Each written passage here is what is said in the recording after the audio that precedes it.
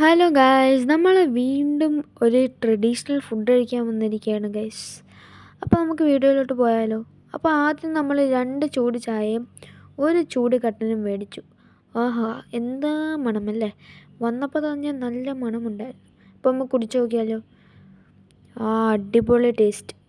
കാരണം എനിക്ക് ചായ ഭയങ്കര ഇഷ്ടമാണ്. പിന്നെ എനിക്ക് മധുരം ഭയങ്കര ഇഷ്ടമാണ്. അതുകൊണ്ട് മധുരമുള്ള ചായ എനിക്ക് വളരെ ഇഷ്ടമാണ്. അപ്പോൾ നമുക്ക് നമ്മുടെ ഫുഡ് അറൈവ് ആയിട്ടുണ്ട്. യെസ്, അതാണ് ഗൈസ് നമ്മുടെ ട്രഡീഷണൽ ഫുഡ്. അപ്പോൾ നമ്മുടെ ഇന്നത്തെ ട്രഡീഷണൽ ഫുഡ് എന്ന് പറയുമ്പോൾ മസാല ദോശ, സാമ്പാർ ആൻഡ് ചട്നീസ്. അപ്പോൾ നമുക്ക് കഴിച്ചു നോക്കിയാലോ?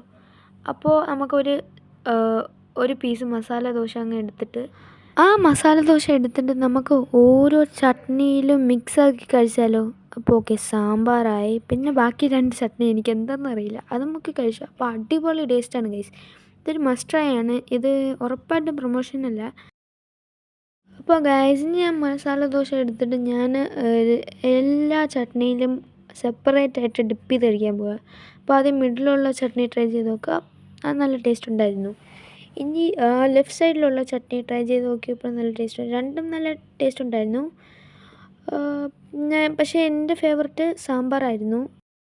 അപ്പോൾ ഗൈസ്, അതിന് ശേഷം ഞാൻ ഒരു ചോള ഭറ്റൂര എന്ന് പറഞ്ഞ ഡിഷ് മേടിച്ചായിരുന്നു. അപ്പോൾ നമുക്കത് ട്രൈ ചെയ്ത് നോക്കിയാലോ?